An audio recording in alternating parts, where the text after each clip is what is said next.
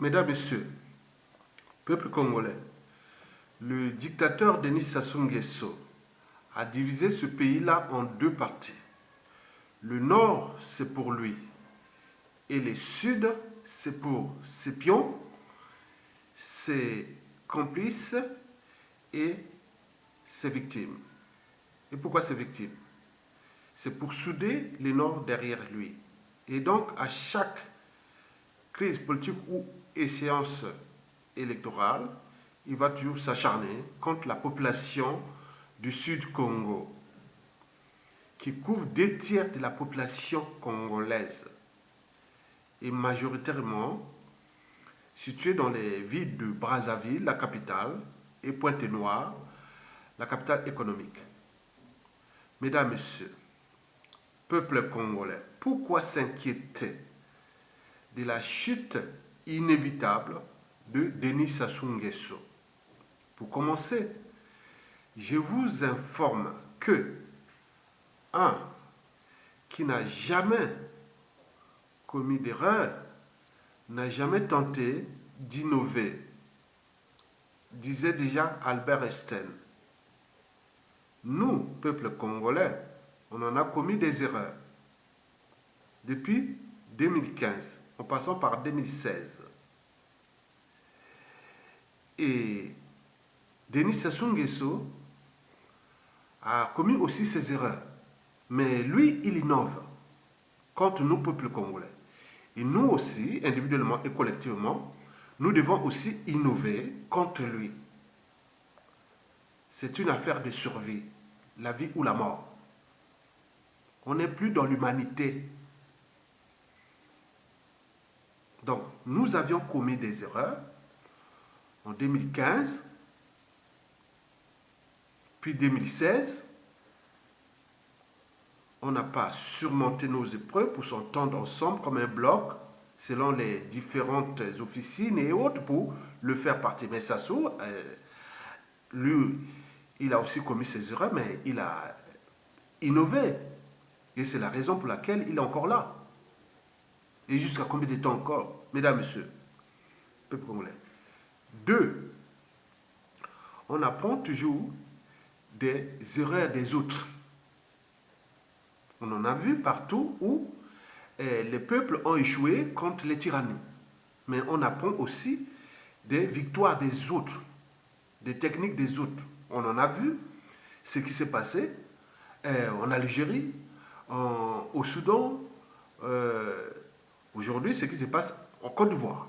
Donc nous devons individuellement et collectivement, tant au niveau civil, politique et militaire, tant au niveau de la géopolitique nord, sud, est, ouest, nous devons apprendre de ce qui se passe en Côte d'Ivoire en ce moment. C'est important. Donc, si vous avez les médias et les réseaux sociaux, allez observer, voir ce qui se passe en Côte d'Ivoire là.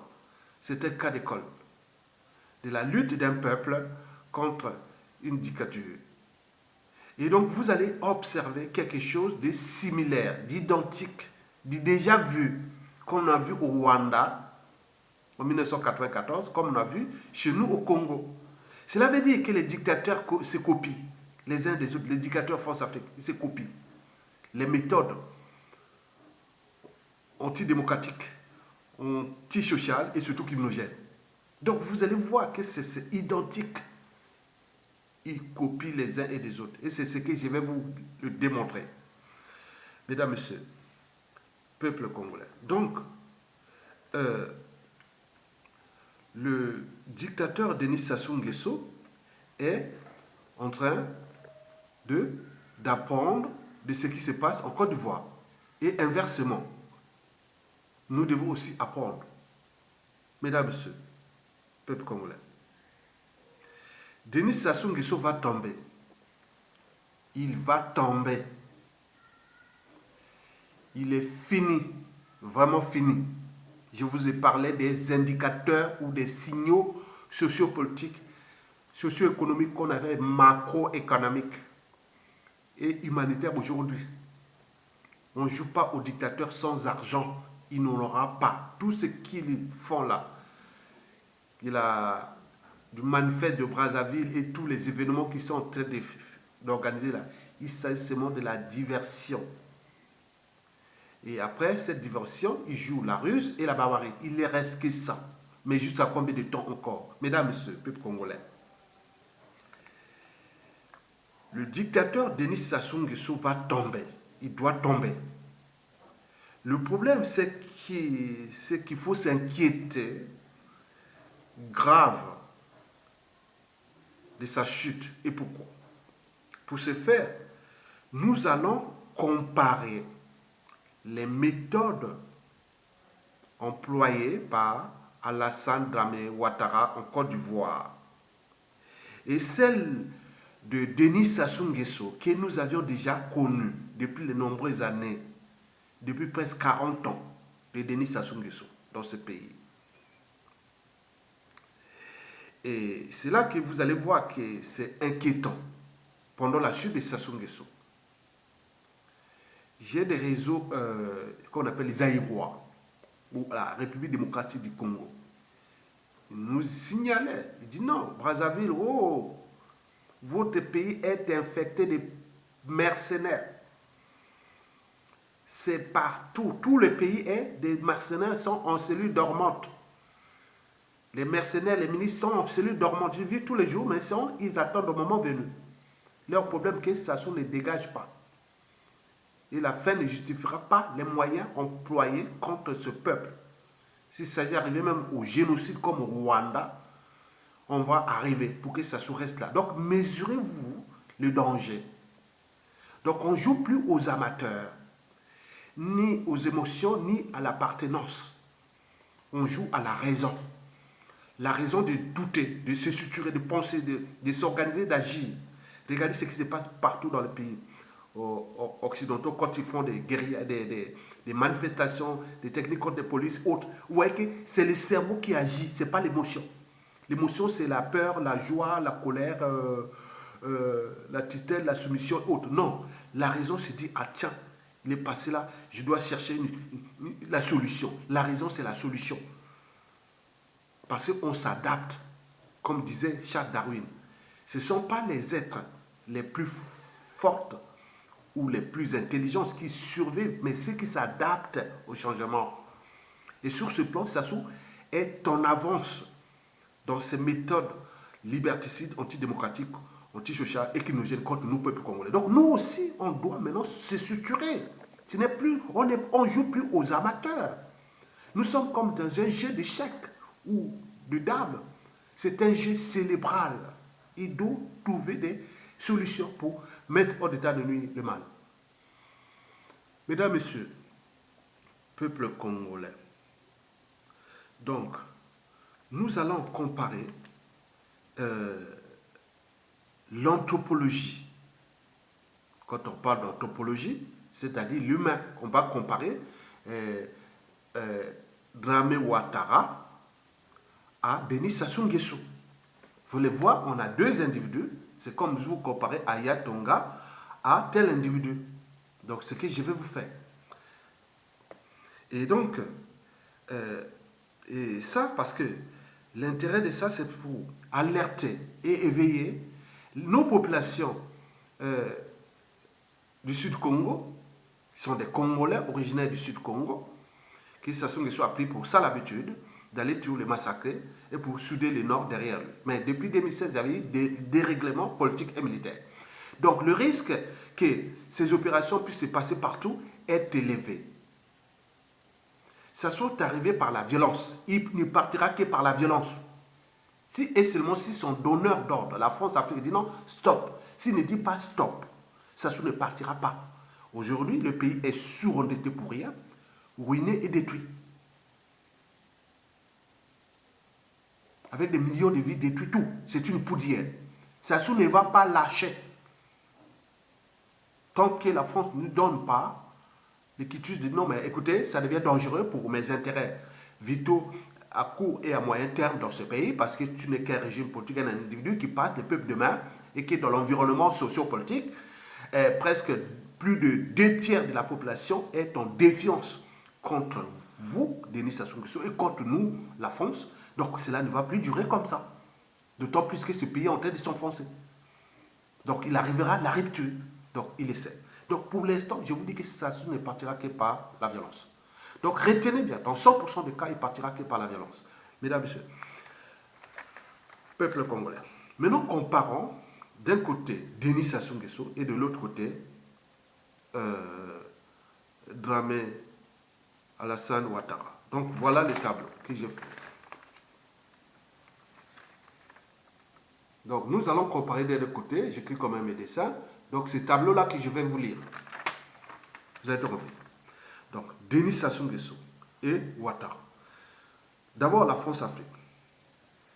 Tous les deux sont des pions de la France-Afrique. Donc, et la France-Afrique, on connaît ses méthodes comparé à l'Afrique anglophone. Ça, on n'a pas en tout. La France-Afrique, on en a parlé depuis 60 ans déjà. Comme d'autres disent, c'est une zone sans espoir, ni lendemain à construire et encore moins de futur à édifier en zone France-Afrique. Donc vous connaissez ces deux pions de la France-Afrique, Denis Sassou Nguesso et la France-Afrique des dictateurs, que nous voulons la transformer en France-Afrique des peuples et qui est inévitable, mesdames et messieurs. Maintenant, concernant leur nationalité, vous savez que Sassou Nguesso a des origines douteuses. On dit qu'il serait béninois, qu'il serait autre. Mais ce n'est pas le problème africain ou autre. Mais c'est que ce sont des gens qui ont été placés dans des pays pour foutre le bazar. Ce n'est pas parce que, oui, en Occident ici, hein, Obama, c'était papa africain et mère européenne ou occidentale ou autre, mais il a travaillé pour les États-Unis, c'est pas ça. Mais nous, c'est que les étrangers là, qu'on a mis dans nos pays, ils sont en mission, hein, des Africains, des négros, qui sont envoyés pour contre-fracasser et détruire l'Afrique. Donc Sassou Nguesso, la nationalité est douteuse. Donc toute son histoire a été falsifiée. Il faut intégrer aussi de sa psychanalyse, qui est mauvaise, de sa psychologie antisociale et criminogène.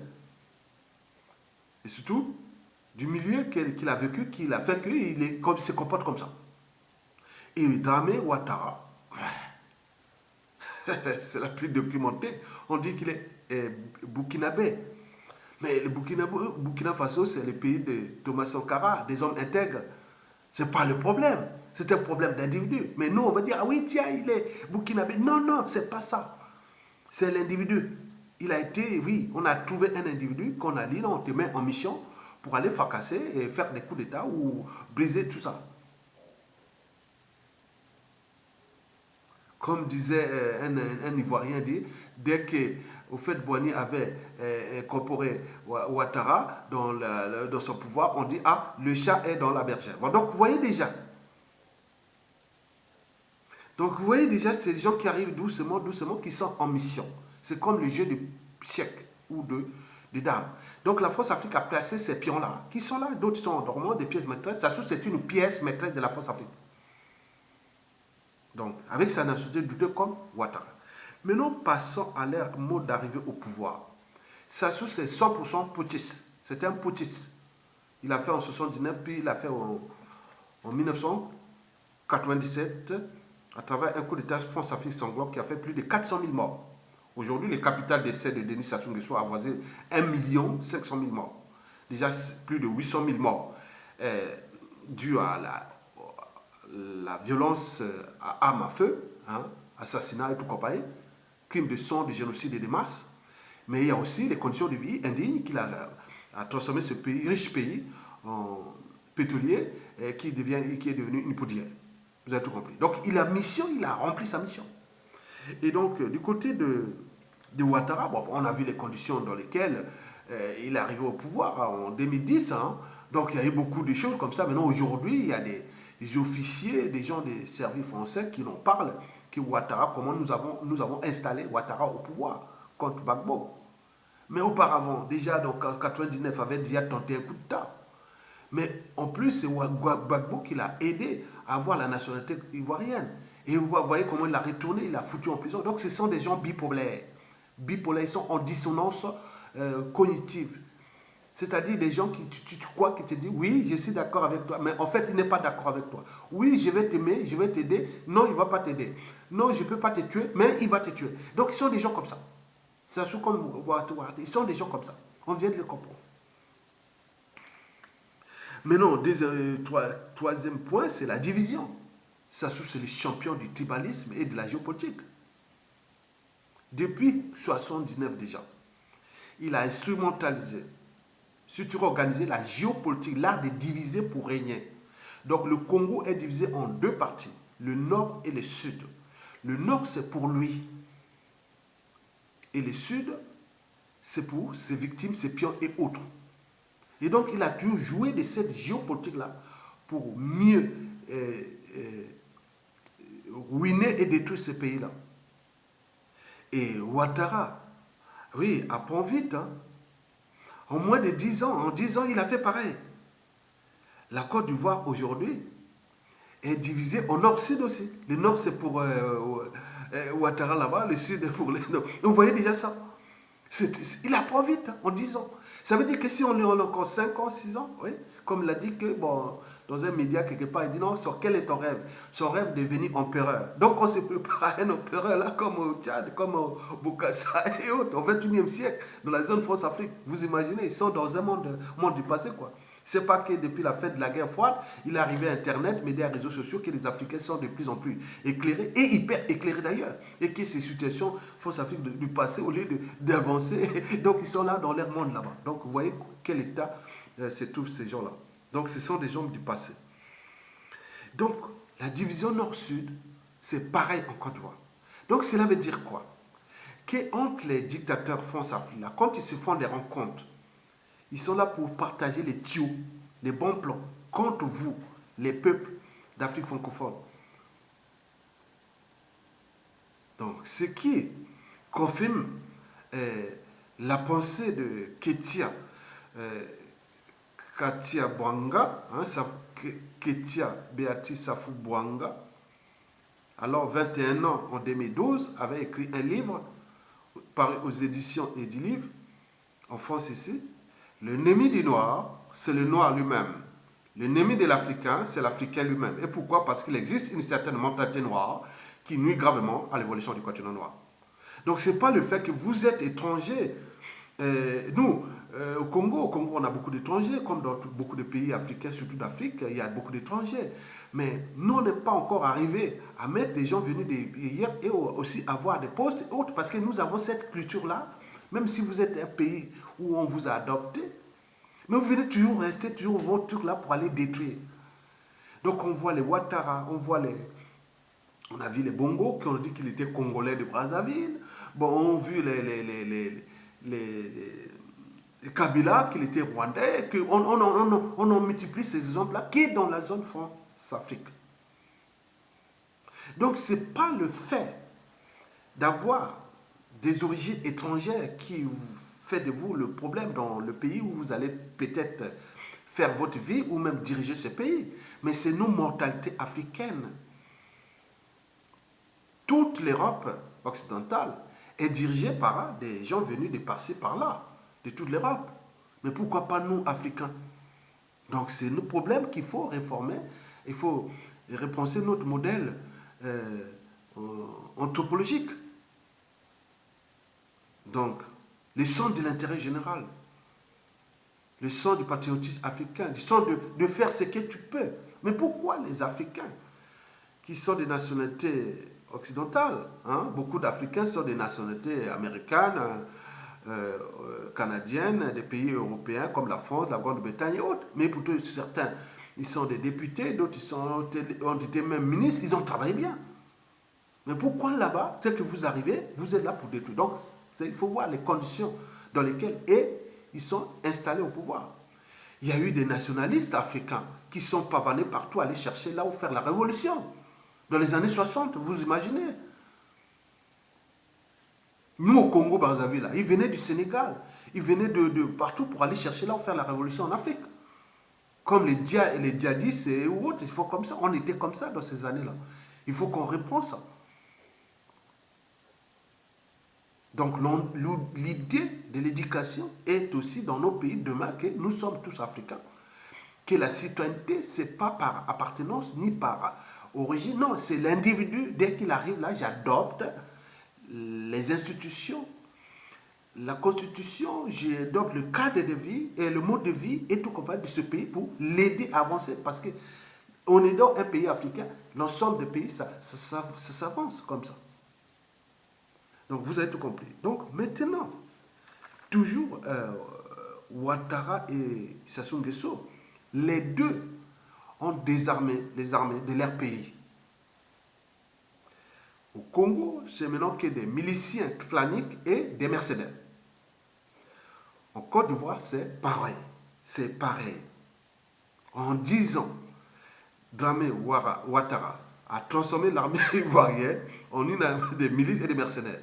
Et donc, c'est ceux qui sont en train de tuer les gens avec les machettes, partout, terroriser la population en ce moment. Donc, ce qui risque, c'est d'arriver chez nous. On en a eu les cobras ou tout ce qu'on peut dire. Alors, on a vu dans les pôles. On en a vu. Donc, au niveau prisonnier politique, voilà, là, ça a fait fort. Il a même emprisonné le président élu, Jean-Marie Michel Mokoko, un général des armées. Et les armées sont restées là. Ils ne respectent même pas le code d'honneur de l'armée. Le sens de moi-même, un sergent haute, non, on arrête un général, je sors là, je fais l'affaire. Je ne peux pas accepter ça. Et là, l'armée des moutons, de pas côté. Pourquoi? Parce qu'ils ont travaillé méthodiquement depuis ces 23 dernières années pour réduire cette armée au silence. Pourquoi? Parce qu'il a détruit, il a tué tous les meilleurs officiers qui pouvaient faire obstacle à lui, qui pouvaient avoir le sens de l'honneur, le sens de l'armée. Il dit non, si on fait comme ça, voilà. Donc il les a éliminés pas à pas par les empoisonnements, méthodiquement. Déjà ceux qui ont ramené Sassou Nguesso au pouvoir en 1997, la plupart de ces officiers-là, techniquement, il les a éliminés. Il reste que les officiers de pacotille. Et à côté, ce sont des mercenaires et sa milice et sa garde prétorienne qui règnent en maître, qui sont armés. Et donc l'armée désarmée. Donc cette éventualité-là est là. Il faut en tenir compte, ce qui se passe en Côte d'Ivoire. Ce sont les milices et les mercenaires qui sont en train de terroriser la population aujourd'hui, peut-être jusqu'au 31. Mais là-bas, les gens ont compris, ils se suturent. Ils se suturent, il n'y a pas de nord, sud, est, ouest, il n'y a plus de tribalisme là. C'est une question de survie. Mais nous, on dit d'abord, nous tous, on est en train de nous tuer les nordiques. Non, non, non, non. Ce sont des gens qui sont plus des humains. Et là, il y a des nordistes, il y a des sudistes, il y a tout le monde là. Dans le système, il s'agit d'un système. Si tu ne comprends pas que c'est un système, parce que les autres, si c'était que du tribalisme ou de la géopolitique nord-sud, tous les nordistes ou tous les sudistes qui travaillent avec Sassou Nguesso, tous les démissionnaires ont leur âme et conscience de tous les postes des institutions du pays, de tout pour aller à la désobéissance civile ou civique contre le régime de Sassou Nguesso. Mais là, on peut faire aller jouer aux almagabes et autres, et c'est du pain béni pour l'éducateur, pour fracasser ce peuple-là. Mais le problème, c'est qu'il n'est pas éternel, il n'est que de passage sur terre. Il va nous laisser une merde, nous allons gérer une merde. Mais la faute à qui? Mesdames et messieurs, peuple congolais. Ceci dit, pourquoi s'inquiéter de la chute de Sassou Nguesso en ce moment? Notons au passage que Sassou Nguesso a dit à ses clans, ne vous inquiétez pas, tant que je serai là, vous ne serez jamais menacés. Mais il a bien sûr reconnu que l'après sera difficile. Oui, je vous l'ai dit, ce sera dur pour les Sassou. Si on ne termine pas la dictature des Sassou de manière raisonnable, ou qu'il sort par la grande porte, s'il sort par la petite porte, c'est vrai, Sassou Nguesso, avec les moyens colossaux de l'État dont vous avez disposé contre les autres. Les autres sont maintenant en tenue conditionnée, ils savent maintenant bien comment vous punir. Partout vous serez dans le monde. Ça, je ne vous cache pas. C'est la réalité. Sassou a de quoi s'inquiéter sur ses siens après sa chute. Ça, c'est sûr. Ça, c'est sûr, 100%. Par contre, nous devons nous inquiéter à cause de 3 raisons. La première raison est que les modèles antidémocratique, antisocial et criminogène de Denis Sassou Nguesso et de Dramé Ouattara ne sont pas aménageables. On ne pourra jamais changer. Par exemple, chez nous, 2015, 2016, 2015, on a vu comment elle allait massacrer les populations. Les jeunes qui manifestaient, plus de 200 Congolais, jeunes Congolais assassinés. C'est des humains. C'est des jeunes, on tue la jeunesse. 2016, après le hold-up électoral, terrorisme d'État dans le pôle. 300 villages à 100, 3000 morts, plus de 180 000 déplacés. N'oublions pas ce qu'on ne connaît pas, et des disparitions suspectes ou forcées, autres. Il y en a beaucoup. C'est un acharnement. Et on ne voit que ça en zone France-Afrique. Donc ils sont en train de retracer un peu le Rwanda à leur mode de pensée criminelle. Et donc Denis Sassou Nguesso, les échéances arrivent parce qu'il n'a plus le choix. Soit mourir au pouvoir ou ne pas mourir au pouvoir, et à ce moment on vient l'attraper, il sera condamné, jugé, humilié et tout compagnie, toute la famille. Étant donné le volume des ennemis qui est énorme dans tous les pays du nord au sud, de l'est à l'ouest, les gens n'en parlent plus. Il y en a beaucoup d'ennemis, civils, politiques, militaires, du nord au sud. Méfiez-vous des apparences. Nous, on parle là pour alerter et éveiller. Mais eux, ils savent que ça va être dur, ça va être dur. Ça va être dur. Ça sous-tombe là. Tous les quartiers, les maisons de ces gens, on connaît ça. Il y aura beaucoup de choses qui vont se passer, que les autres sont préparés. C'est-à-dire qu'il y a désolation dans ces familles-là, dans tous les pays. Et combien de fois ceux qui vont fuir à l'étranger, pour le problème des passeports, des visas et tout compagnie. C'est dangereux. Donc, s'ils ne trouvent pas les circonstances atténuantes en passant par les transitions politiques consensuelles, non, il y a un président élu, Mokoko a été là, on cherche quelque chose pour faire un règlement intérieur avec la constitution de 1992 et la charte pour qu'on construise quelque chose 5 ans pour ne pas qu'il y ait chasse à l'homme, ni mort d'homme et autres, mais ce sera perdu. De toute façon, le peuple gagne et gagnera toujours parce qu'il y a le volume des gens qui sont au guet-apens ou des victimes est tel qu'ils ne pourront pas s'en sortir. Étant donné que depuis ces dernières années, beaucoup sont rentrés en dormance. Ils n'en parlent plus. C'est des méchants. Ils sont comme des Sassou comme ça. Et au Kemba et tout comme ça. Ils sont comme eux. Ils sont méchants. Ils attendent. Au moment venu. Et donc, le système, comme l'histoire a tendance à se répéter dans le criminel Sassou Nguesso, donc préparons-nous individuellement et collectivement à revivre ce qui s'est passé en 2015-2016, parce que je vous dis que Sassou ne partira pas par négociation, sauf si la France donne l'ordre. S'il ne donne pas, c'est nous-mêmes se débrouiller nous-mêmes, mais quand on va se débrouiller, ça sera une situation violente. Donc il faut se préparer à ça. C'est tout. Et côté du Sud Congo, vous devez aller dans l'unité du Sud Congo. L'unité du Sud Congo n'est pas la scission, c'est l'unité de la survie. Parce que ça soit appris pour ça l'habitude d'aller vous massacrer là-bas.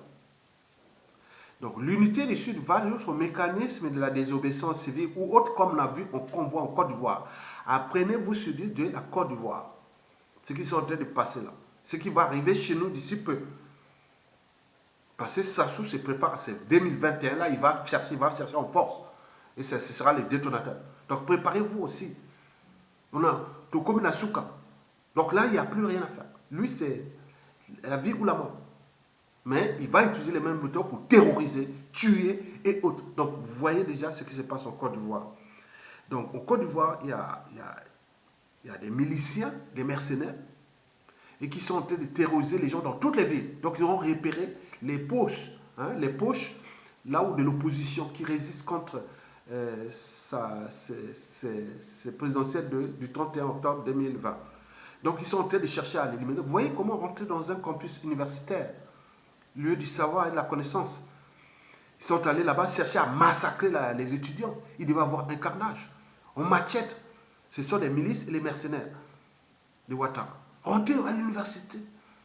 Donc ce qui risque d'arriver chez nous, parce qu'ils apprennent entre eux. Heureusement que là-bas, il y a eu des anciens, des blégoudés, des Soro, de tout ce monde-là. Ils sont bien armés aussi, ils sont bien préparés. Ils sont bagarrés avec les autres, ils ont été neutralisés. Mais il peut y avoir un carnage. Maintenant là, dans les villages, autour d'Abidjan, surtout côté ouest, ils sont en train de se battre là-bas, la nuit. Terrorisés, tués, autres. C'est ça que c'est jamais vu. Mais ça soit apprendre de ça. Et comme nous avons beaucoup de mercenaires, je vous ai dit que j'ai un informateur de la RDC qui m'informe qu'il connaît les positions hautes des mercenaires au Congo. De tout ce qui se soit ils sont là où ils travaillent. Là où ils font tous les trucs. Donc, déjà préparé. C'est des gens qu'on va leur donner les matières. Parce que la fin ne justifie plus les moyens parce qu'il dit qu'ils seront en danger. Ils vont foutre où ils sont installés là. Ils croient que ça c'est l'éternité comme c'était le troisième arrache d'Hitler, quoi, qu'il allait durer 1000 ans. Il a duré 13 ans. Mais là, c'est pareil pour eux. Ils croient que ça sous les clans et autres, c'est éternel, quoi. Donc, ils vont se préparer pour vous tuer les Congolais, vous Congolais. Ce sont des étrangers. Comme on voit au Côte d'Ivoire. Donc la méthode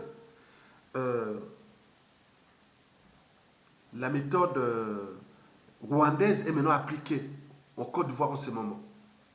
C'est dangereux, les gens avec des machettes. C'est jamais vu. Vous voyez comment on a découpé les gens là-bas? Plus d'il y a des 30 jeunes déjà tués. Donc là, d'ici le 31, on va arriver peut-être à plus de 1000 personnes tuées. Hein.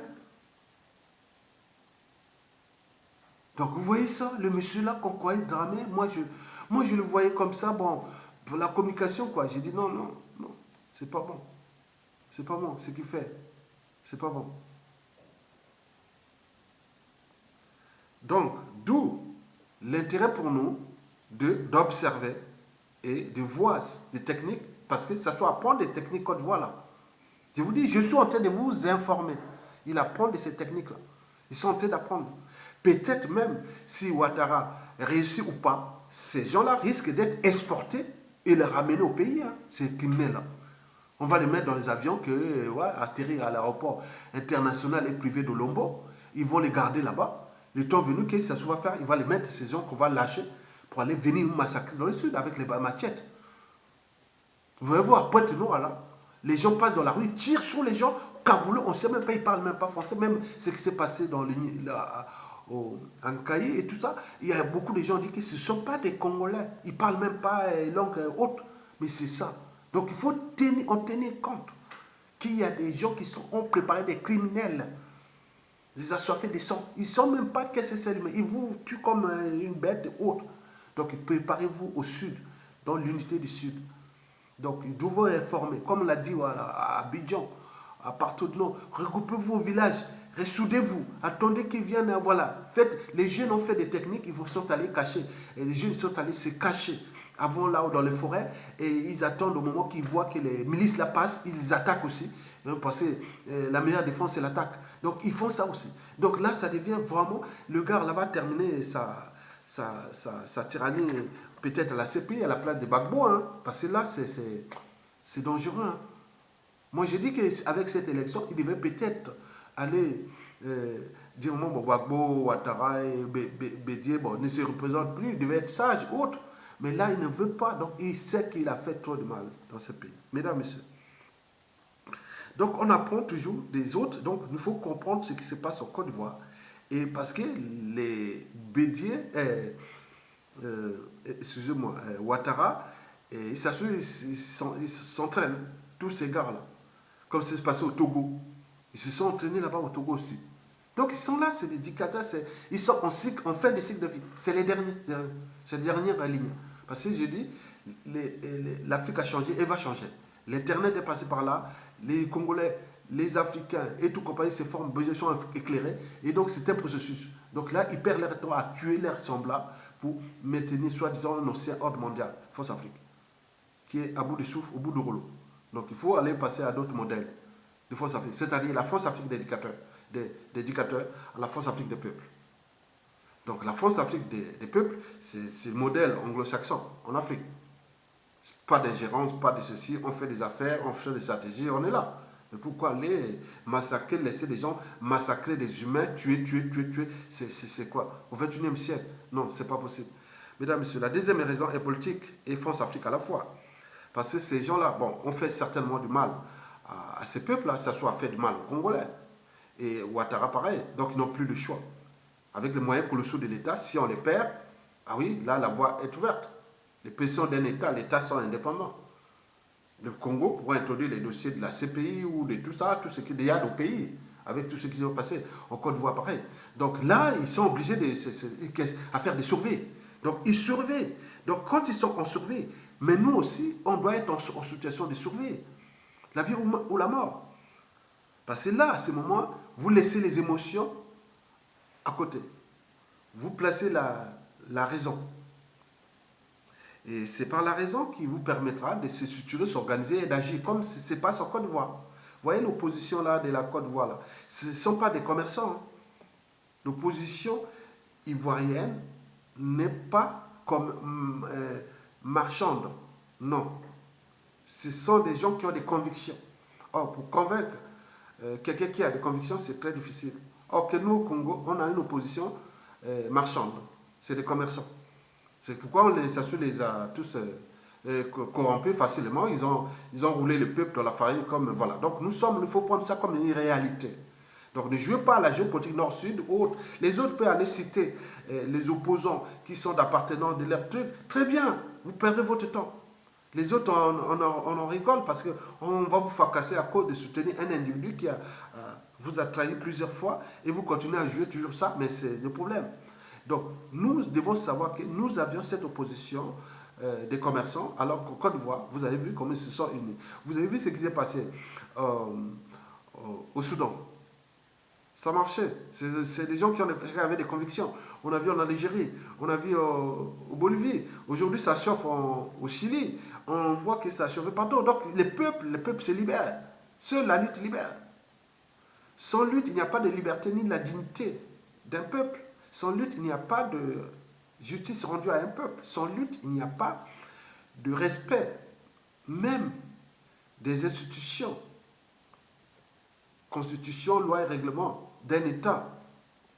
Donc, quand la constitution est violée, les citoyens doivent prendre leurs responsabilités. Parce que vous avez les droits et devoirs de défendre les institutions et donc, par translation, votre pays. Il n'y a pas de paix ni de progrès sans lutte. Mesdames, Messieurs, seule la lutte libère. La troisième et dernière raison, bon, il faut se dire que Denis Sassou Nguesso sent qu'il va partir par le chaos. Donc il se prépare au chaos. Nous aussi, on doit se préparer à cette volatilité. Mais comme il a pris pour ça l'habitude d'aller massacrer les populations, maintenant là, il utilise les moyens pour les accidents de route, pour avoir les sorts, pour qu'il y ait beaucoup d'émotions, parce qu'il faut faire attention, les compagnies de transport routier, là, c'est des morgues à ciel ouvert. Donc il faut faire attention sur ça, mais il faut savoir que Sassou se prépare à la chute par les chaos. Donc il s'est préparé. Mais les peuples ont des destins. Lui aussi a eu un destin, mais on croit que le peuple a toujours les derniers mots et les derniers jours parce que nous sommes nombreux. Et donc lui, il se prépare au chaos. Sauf si la France-Afrique lui dit non, ou il y a intervention demain, peut-être les Américains ou autres, ou d'autres. Mais s'il n'y a pas ça, mais commençons d'abord pour nous-mêmes. Les peuples se libèrent eux-mêmes. Il faut se libérer nous-mêmes, donc structurons-nous. Par les gens. Ne faisez pas tous les nordistes. Non, les nordistes là-bas sont aussi pris en otage, comme les sud, comme les hommes là. Donc il faut se situer avec les gens qui ont la même mission que vous, comme disait Margaret Mead. Ne doutez jamais qu'un petit groupe d'individus conscients et engagés puisse changer le monde. Historiquement, c'est toujours de cette façon que les changements se produisent. Et donc nous devons aller dans cette dynamique de Sassou Nguesso avec les mêmes individus qui soient du nord au sud, de l'est à l'ouest. On n'est pas nombreux, mais on va se structurer. On va agiter nos neurones pour qu'ils dégagent. Mesdames, Messieurs, peuple congolais. Donc, vous venez de comprendre que le danger est là et que ces gens-là de la France-Afrique sont entraînés et conditionnés à détruire leur peuple et leur pays. Et donc, là, en ce moment, ils sont aux abois. Ils sont bloqués. Donc, les peuples ont en train de s'apprendre. Donc, nous devons nous apprendre des uns et des autres. Depuis l'apartheid en Afrique du Sud, on voit comment les Sud-Africains se sont structurés pour faire tomber l'apartheid. On a eu des mouvements comme ça. Donc vous devez apprendre de ces mouvements-là. Vous devez apprendre à placer la raison au-dessus des émotions. Aucun combat politique contre l'injustice, l'oppression et la barbarie n'a été gagnée par les émotions ou par l'appartenance. Non, non, non, non. C'est par la raison de douter, de suturer. Non, je ne me laisse pas. Ici, il arrive une situation d'injustice, d'oppression et de barbarie. On se suture, on s'organise et on agit. On n'a pas besoin de dire, ah oui, du nord, du sud. Non, ça, c'est leur problème. Et demain, si vous faites suture cette mission, vous regroupez-vous avec des gens qui avaient la même mission que vous. Vous allez réformer votre pays. Avec les gens là. Parce que quand vous êtes entouré des gens de conviction ou des gens qui ont l'esprit, qu'on appelle le patriotisme, le nationalisme ou tout ce qu'on peut dire. Mais c'est très intéressant. Mais qu'il y ait des gens qui sont comme des girouettes, sans conviction, des commerçants et autres. Ils sont là nombreux. Déjà dans la diaspora, on en a vu. Donc on le sait. Mais ils jouent un jeu dangereux. Parce qu'avec ce peuple-là et ce pays-là, et comme disait le général Mokoko, avec ma modeste espérance de ce pays, je préfère pas me faire des choses parfois. Tu vois, des grands autres. Mais là, combien de fois ils continuent à jouer à l'athlétisme, au coup bas, coup tordu et tout compagnie. Mais là, beaucoup sont tués. Hein. Même dans la diaspora ici, beaucoup vont se taire. C'est le danger, au pays là-bas d'ailleurs. Donc on est le calme avant la tempête. Donc retenez bien que je suis là pour alerter la population majoritaire du Sud et que nous sommes ensemble, au nord, au sud, de l'est à l'ouest. Mais ceux qui peuvent prendre les responsabilités, on prend les responsabilités. Parce que nous, l'enjeu, c'est la transition politique consensuelle. Pour qu'on puisse réparer les 5 priorités précitées, que j'ai toujours citées. 1. Réparer l'âme des Congolais, c'est-à-dire commission, vérité, réconciliation, jusqu'à arriver, réconciliation et tout compagnie, jusqu'à arriver au devoir de mémoire. 2. Il faut rendre justice là où il y a eu injustice, surtout les biens mal acquis, les paradis fiscaux, les confiscations, le jugement, audit de l'État et tout compagnie. Il y a des boulots pour tout le monde. Après, il y a les institutions nouvelles. Nous allons vers le fédéralisme. Et puis, renforcer la sous-région sur beaucoup d'enjeux, c'est-à-dire le bassin du Congo. Et n'oublions pas la France-Afrique, que nous voulons la transformer en une France-Afrique des peuples.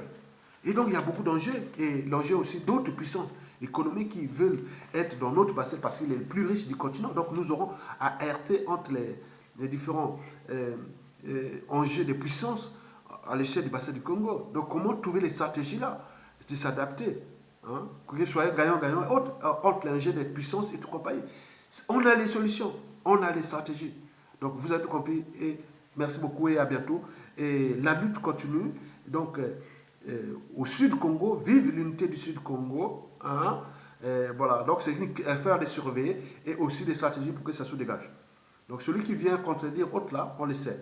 Regardez là, ce sont des indigènes ou des esclaves. Mais vous êtes des citoyens. Donc vous devez avoir des droits et des devoirs, de désobéir et de s'unir contre le monstre. Il doit dégager. Vivement la fête de la dictature. Merci beaucoup.